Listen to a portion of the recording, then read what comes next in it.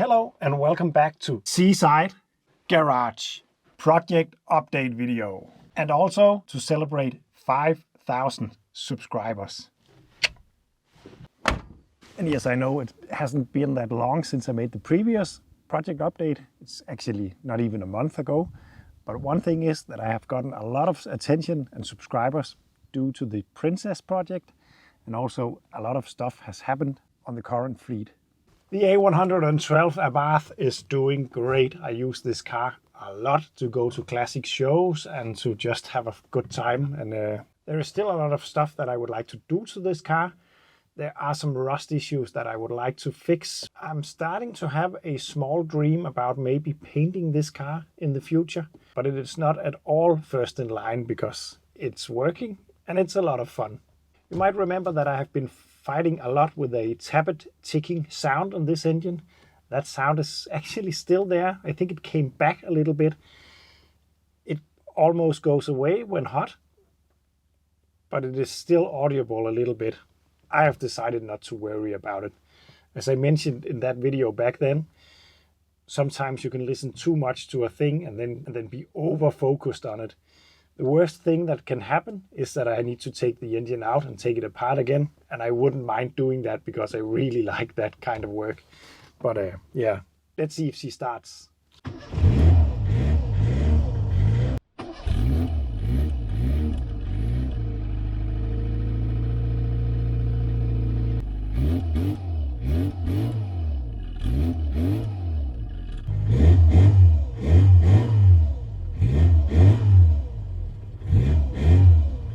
As you can see, I started to install a radio in this car, and then I realized that's a pretty silly idea because the engine sound is so much better than pretty much any music that you can find on this. So yeah.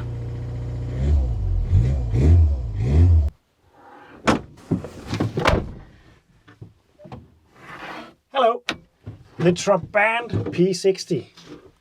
I mentioned the other day that it was pretty much ready to go to the MOT.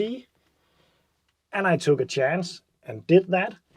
And the Trabant went through without any issues at all. Well, that's almost true. The MOT man actually flooded the engine while being on the brake stand because it is still a little bit temperamental. It almost cut out and he tried to catch it by flooring it and it just drowned completely. So I got it started again. And we checked the rest of the stuff and everything was in order. I cannot drive it yet though, because now the Department of Motor Vehicle in Denmark needs to calculate a tax to import the car, and I cannot get number plates before they have done that, and I have paid that, of course. I don't expect it to be very much. I expect it to be around a couple of €100. Anyway, this means that within 1 to 3 months, this one should be road legal, and then I can make a video on the road, and I cannot wait to do that because it is a lot of fun. But let's see if this is one of those days where it wants to start and run. You always have to remember to open the fuel valve, just like on a moped. And more importantly, you need to remember to close it because otherwise it will just flood. Like that. Choke out. And then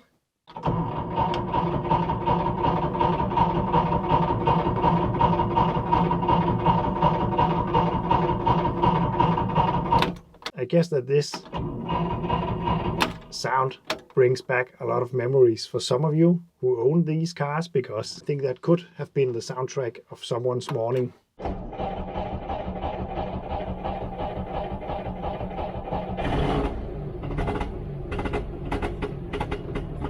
Yeah, as you can hear, this car just starts up the first time you try.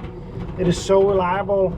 I cannot believe why so many has been bad-mouthing this car, because it's just brilliant. It's just brilliant.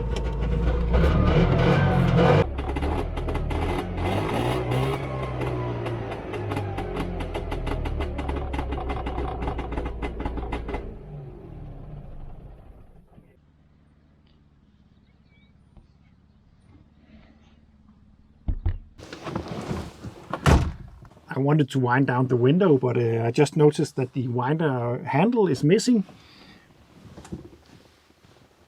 Well, that's one thing to fix at least. The 1978 Lada Niva project is not forgotten, not at all forgotten. This car is completely filled with spare parts to the brink. There is so much stuff that I have bought for this project. And also a very, very nice viewer from Denmark actually visited me the other day and gave me a back seat for this car. It's missing a back seat, not anymore. And 4 tires that can actually go through an MOT, because these will not pass, that's for sure. So I pretty much got everything that I need to get this car going. I just need to begin working on it. There is a lot of hours of rust work, especially on this car. At the moment, this car reminds me a little bit about all the horrific stuff that is going on in Ukraine. So even though I'm not going to abandon this project because I love the Lara Neva too much, it just doesn't feel like the right time right now. And also, I have a lot of other stuff to do. But will it run? Let's try. Oh well, this one was really easy. I parked it here 2 days ago and it has just stood here in a rainstorm ever since. But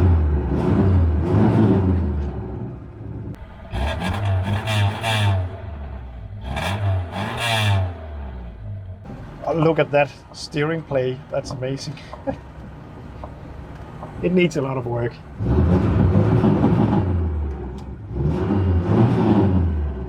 That's the Lada. Hello! The Austin Metro is back. I made a small video on this yesterday. This was the first car that I made a video on, so the project has been going on for quite a while. It is a project that I'm losing motivation on from time to time. Very soon the rust repairs are done, and then it's just, and I like to do rust, I just don't like to do a lot of rust at the same time. I have to do that in stages. But when that is done, then it's the suspension and the engine work and the brakes and all that that I really like. So I'm looking forward for that. And another thing is that due to the really high fuel prices at the moment, I am seriously considering getting this on the road quickly and use it as a daily, because this should be able to go 16 or 17 kilometers per liter, which maybe doesn't sound like a lot compared to newer cars, but compared to all that I own, that is a lot. I've tried a lot of times to buy a newer, boring car that gets better mileage, but it just doesn't work for me. That's the way it is. But this car is really nice. And as I told you in the previous video, it only got 86,000 kilometers on the clock. And inside here, it's like a new car. And it's a lot more roomy than you might think. It's actually big and spacious inside. It's a nice little package. It got a lot of flaws for sure, but pretty much all cars got that. And this got a lot of good things going for it. So I'm actually really falling in love with this car again. But does it run? Choke out? Of course it does. And this is just the amazing part about this car. Listen to it.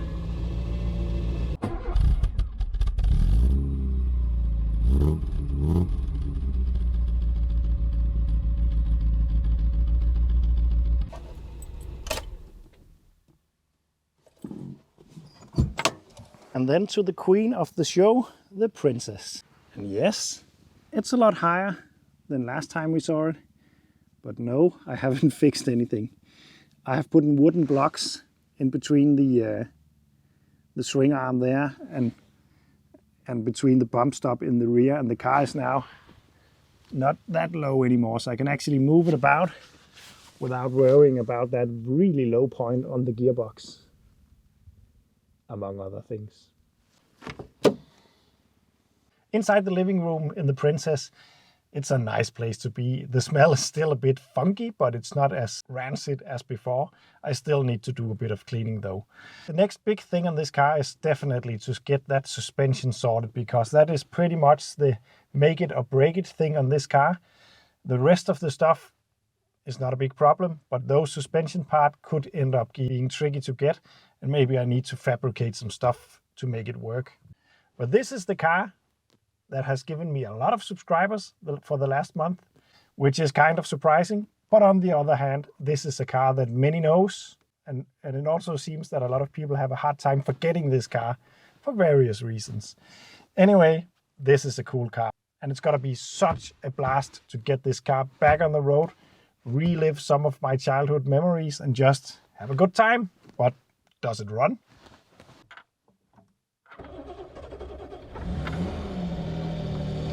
And like that, it's running. We can lower the choke already.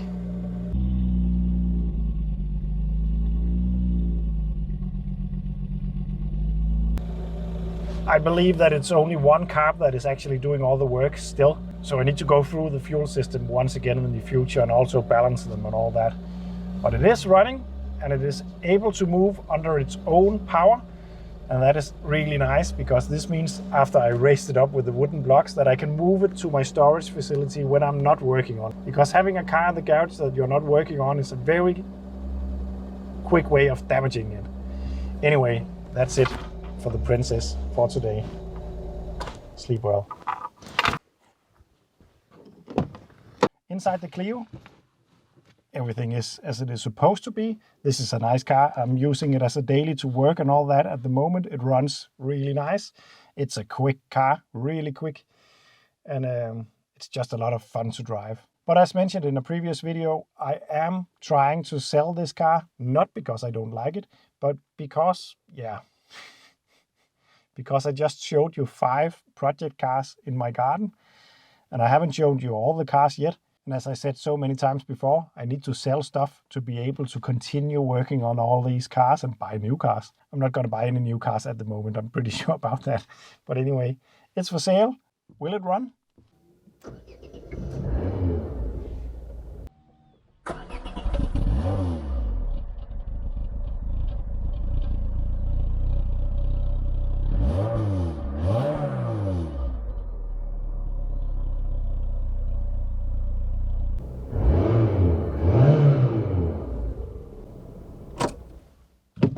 And the last project in the garage, which is not in the garage,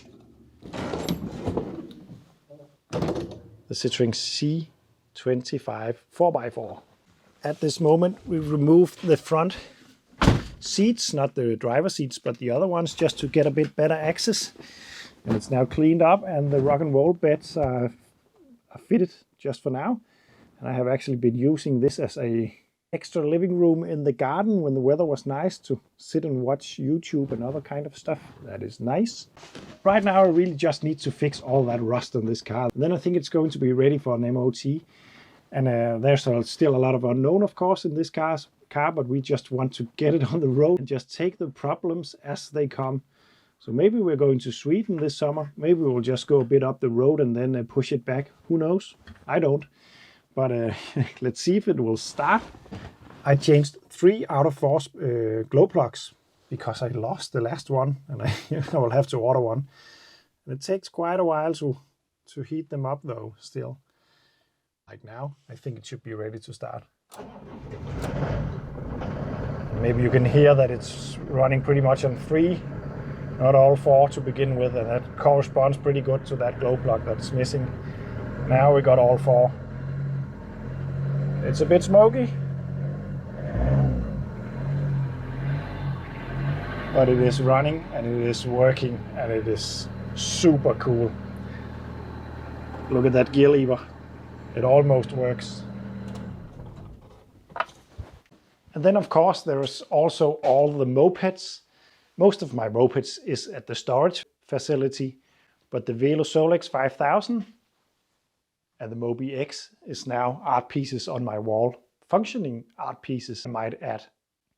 Anyway, I just want to say thank you to all of you. It's hard to me to describe how much fun it is to hear all your stories about the cars that I own. It makes it so worthwhile to make these videos. And also I get a lot of help from people who know a lot more than I do. Newer cars, you can almost always Google everything, but on these it can be sometimes a bit difficult to actually get knowledge. And it seems as though a lot of you guys know a lot of stuff about different stuff, and I really enjoy that. So thank you for that. And also I would like to say thank you to my Patreons. To all Patreons, I have sent stickers, Seaside Garage stickers, and there are still some left if anyone is interested. I think they came out quite nice. Anyway, thank you for the 5,000 subscribers. I better get back to work, really. See you in the next one.